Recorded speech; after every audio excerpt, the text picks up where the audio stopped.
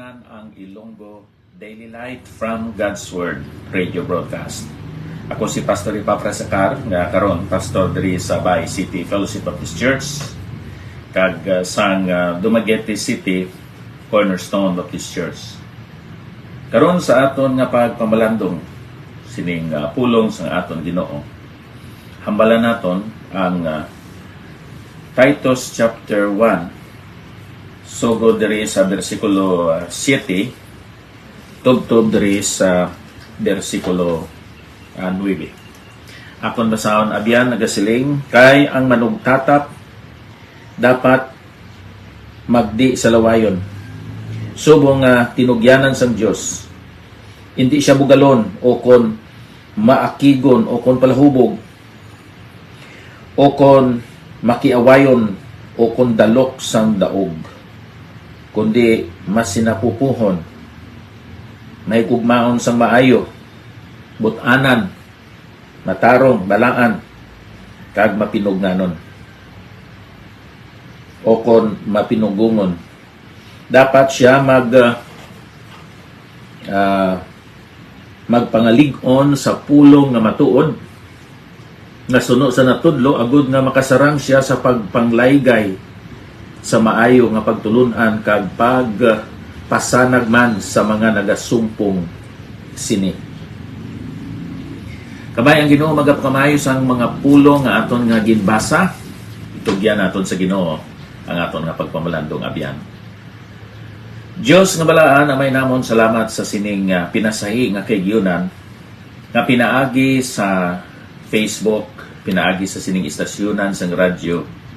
May mga kaabyanan kag mga utod sa panimalay nimo o Dios nga makaupod sa akon sa pagtuon, agod nga mahibaluan namon ang kwalifikasyon sang mga tao nga magadumala sang simbahan, mga tao nga mangin diakono, mga opisyal sa amon nga mga kasimbahanan. Kabay nga may kaisog kami sa pag-implement sa sini nga mga qualifications, kag nga hatagan nimo kami sang bugay agod nga matuma namon ini nga mga klase sang paggawi, batasan o kon mga tinuuhan sa ngalan ni Ginoong Hesukristo. Amen. Ang doktrina sang paggawi o kon sang karakter, kung gamiton naton ang kriteria ni Apostol Pablo sa pagpili sa mga espirituhanon nga mga lideres o kon pangulo sa aton kasimbahanan, tugutan naton ang certain amount of freedom, certain amount sang kahilwayan. Pero hindi man naton pagtapakan ang mga standards, no? Ang mga tinindugan ginladlad sa Ginoo diri sa Balaang Kasulatan. So there must be a certain amount of freedom for cultural relevance. Pero hindi man naton pag-isikway gid ang mga kasuguan kag mga ginlatid nga mga standard, mga sukdanan sang Ginoo sa pagpili sang iya nga mga alagad.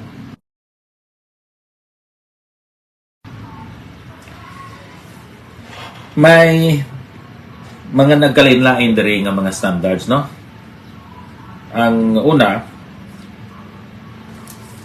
kung aton i-comparar abyan ang mga standards para sa mga elders kag sa mga overseers o kung sa mga pastor, dito sa ginsulat ni Tito kag ginsulat ni Pablo sa kay Tito kag ginsulat ni Pablo sa kay Timoteo, dito sa Titus 1:6-7, nagahambal diri nanungod sang hindi sa lawayon, nga klase sang pagpangabuhi.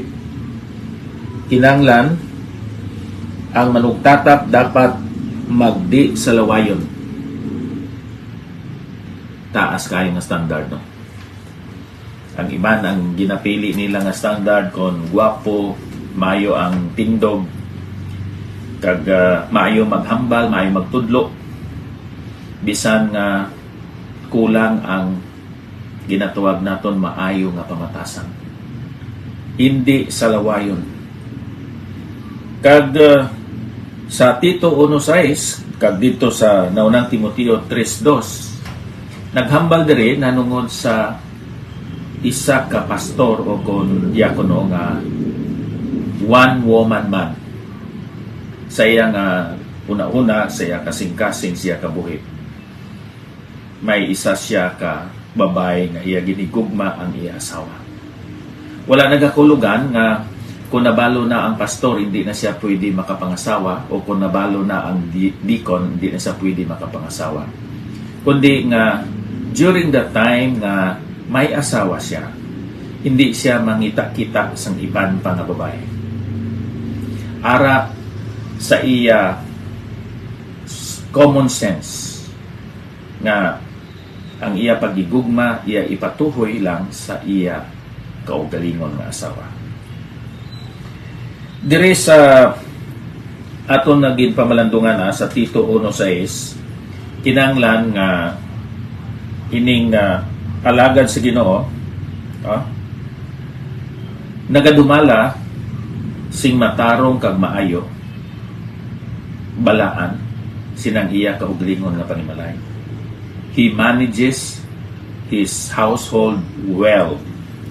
How to manage our own household well?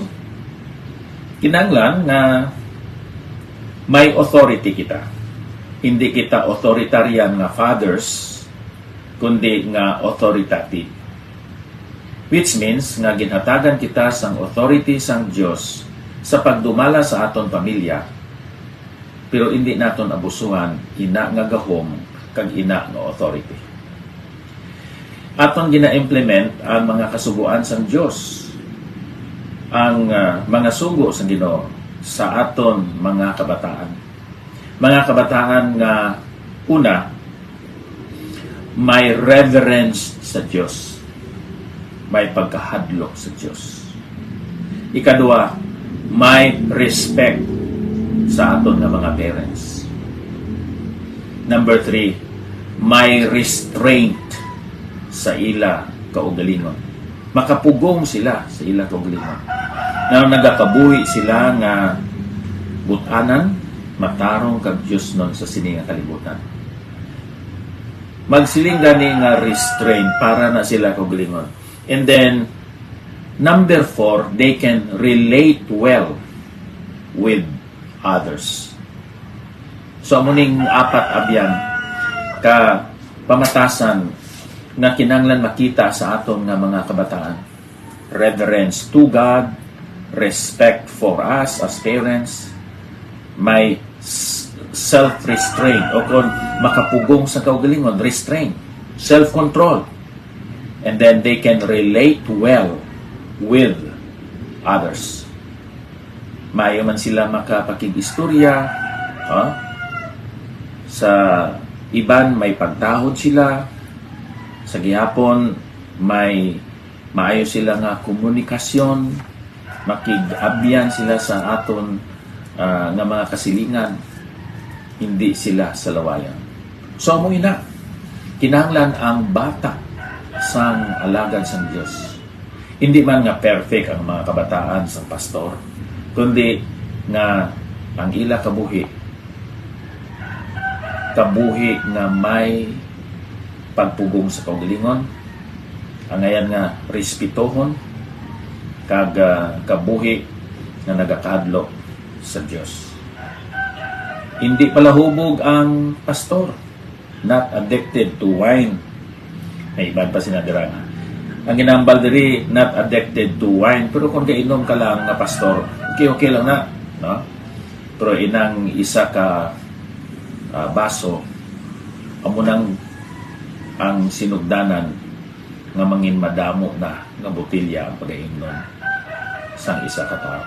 So, kuha na lang, inang ginatawag nga prevention. Kaya kung may makakita dira karon nga bago pa nga Kristiyanon nga nagatagay man ang pastor. Paano mas-solve sang pastor ang mga pagtudlo niya nga hindi magpahubog ang Kristiyano? Not a bully. Isa siya ka tao nga hindi mangita sang away. Na pakaubso niya lang ang iba ng mga tao. He is not a bully.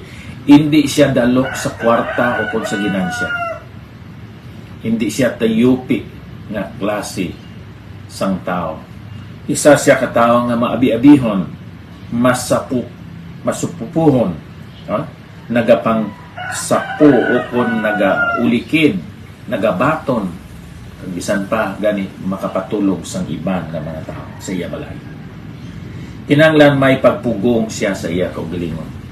Now, ang batasan nga unique lang dito sa kay Timoteo, respectable, an able teacher, gentle, not quarrelsome, not a new convert, hindi bagong pinaliso sa Ginoo. May maayong nga reputasyon o testimony sa mga tagagwa, meaning sa mga hindi tumulo. Ang characteristics na ginahambal ni Tito nga wala sa kay Timoteo amo nga hindi arogante, hindi pikon, hindi dali mangakig, ginahigugma ang maayo. Pero sina tungod lang sa friendship, bisan ka tinunto ang imo friend, imo lang gihapon siya nga dayaw-dayawon, kinanglan imo man siya sawayon. Kag maginahinay ka na, palayo sa iya. Kay kung nagapabili, nagapadayon siya sa pagpakasala, wala ka man gahambal, pero ang imo aksyon, nagapahayag nga imo siya ginadayaw, imo siya ginakomend sa iya sa lawayon nga klase sa pagpangabuhi. Matarong siya, balaan, and then, iyagid, ginatunan ang pulong sa Ginoo, agod na siya may matudlo. Sa aton nga pagpili sa mga pastor, mamangkot man kita sang ila mga ginhalinan. Kay basi naghalin sila dito sa isa ka simbahan, kag nga nakahimo sila sang sala dito. Tungod kay aton siya amigo, aton lang siya i-recommend. Nagadalain lang siya sang ramag, sang tinunto kag pagpakasala. Kag nga malapnan ang simbahan kag iban nga mga Kristiyanon o kung bisan pagani ang pastor. We should be discerning also in the choice of our local church pastors. Kay sila ang makita sang mga katawhan labi na gid sagwa sang iglesia. Kabay pa kuntani ini nga mga standards aton usisaon liwat agud nga may husto kag kaalam kita, husto nga panguna-una kag kaalam kita sa pagpili kag sa pagtawag sang alagad sang Dios sa aton lokal nga iglesia. Magapangamuyo kita. Diyos nga balaan madawogin nga salamat sang imo balaan nga pulong.